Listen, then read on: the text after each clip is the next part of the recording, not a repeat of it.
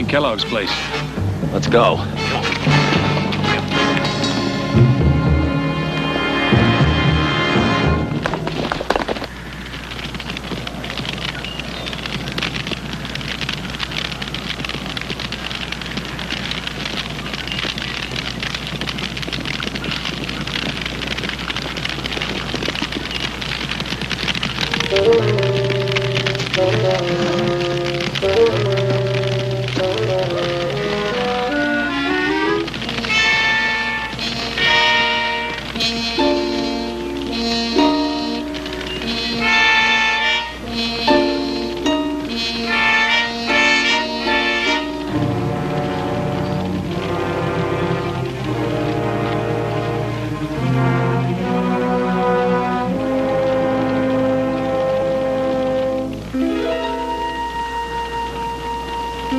Well, he's dead.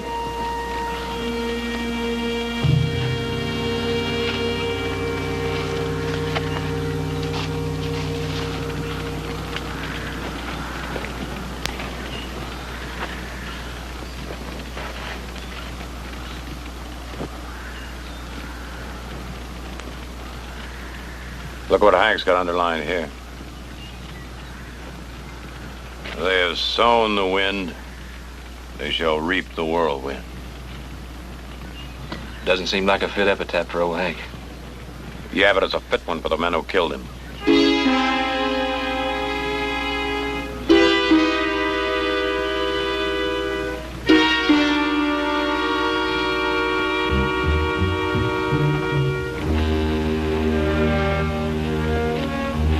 Looks of these tracks, it seems about 8 riders.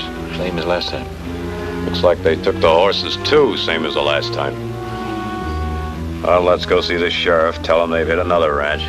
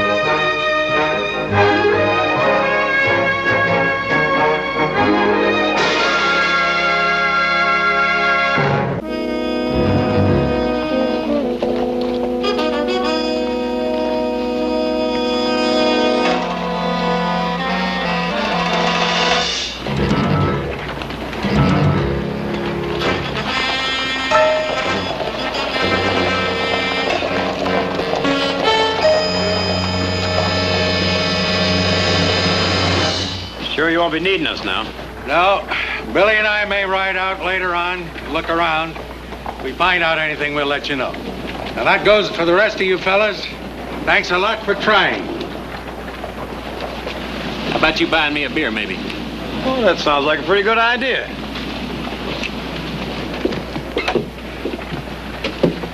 Well, you think you could brew me a pot of coffee? Yes, sir.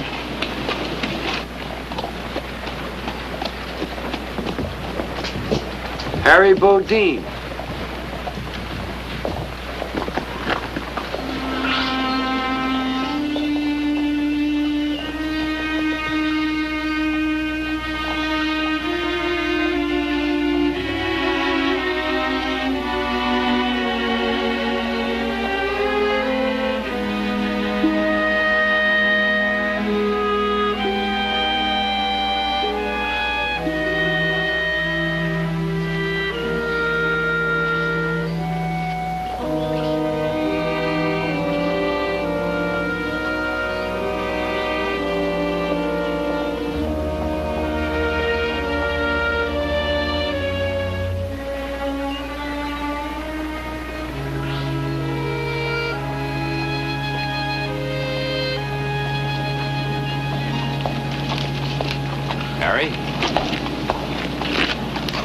Now, they're a pair of friendly faces. Harry, how are you? Nicholas, how are you? About time you paid us a visit.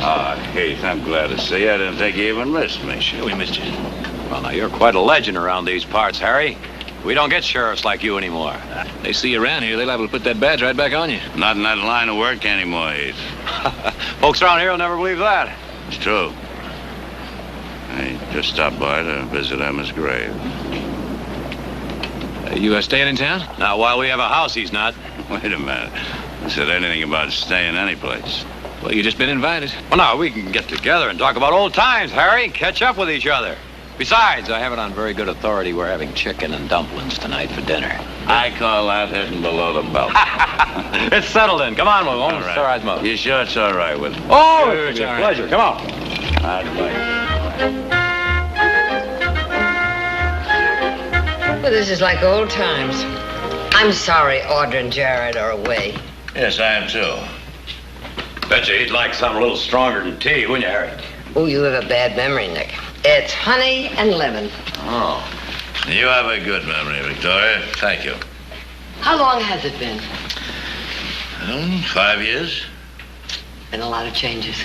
No, not with you, Victoria. You're just as lovely as ever. Thank you. But what would even be nicer to hear is that you've come back to stay. Oh, I'm afraid not. Says he's got business in San Francisco.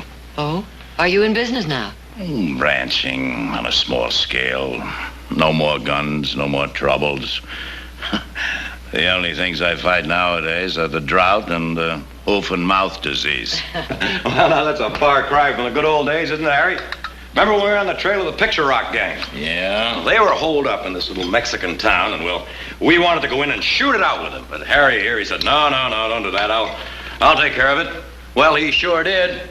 Dressed up like a peon and went in all alone. Look, Nick, I think we can skip the heroics of the good old days. By the time it was over, he'd gotten 6 of them. 4, only 4. All right, only 4, but you got them 4 on top of a running horse. Harry, couldn't you stay just for a day or two? I do have some things to attend to, Victoria. A lot of people are going to be awfully disappointed, Harry, if you leave again so suddenly. Come on, Harry, a day or two won't matter. We got plenty of room. You make it very difficult to say no. Thank you. Good. Mr. Norris, come on in. Well, what is it, Billy? I sure hate to bust in this way, but there's been some trouble. 4 men just shot down the sheriff right out in front of his house. Oh, no. He ain't dead, but he's in an awful bad way, ma'am. Doctor's over at his place now. What about the man who shot him? They got away, but I recognized one of the horses, a Paint. Same horse one of them outlaws was riding when we had that little run-in with them last week. Is that you, Mr. Bodine? That's right. I'm sure pleased to meet you, sir. My pleasure, son. Well, say, we're getting together a posse to go out in the morning, and I'd sure like to have you riding with us. How about it, Harry? We've been having our share of trouble, and then some. Those gangs have been raiding the outlying ranches and raiding the horses, and, well, nobody's been able to stop them. 4 dead, 7 wounded. We sure could use your experience. I don't suppose anyone here would mind if you took over as temporary sheriff, right, Billy? Not one bit. I'm sorry. I'd like to help, you know that, but it's just, I'm not in the business anymore. I hope you understand. Of course we understand. I'll go back to town with you, Billy. The sheriff will need help.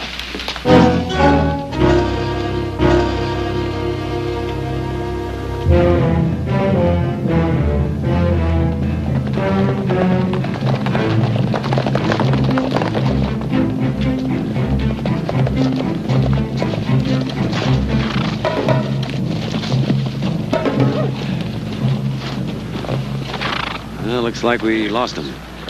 You got any ideas, Billy? I sure wish I did. Well, I'd say, what about splitting up and trying to pick the trail up someplace else? Well, that's as good as any. All right. You two ride on up in those rocks. And you two follow me.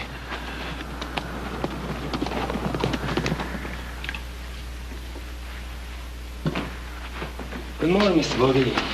Sit right down and I'll fix you some breakfast. Just some coffee would be fine, Silas. Yes, sir. Morning, Victoria. Oh, How's the sheriff? Oh, Fred will be all right, but it will take a while. Matter of fact, several weeks, according to the doctor. Well, it could have been a lot worse, I suppose. Have you heard from the boys? No, not yet. He's certainly grown into two fine young men.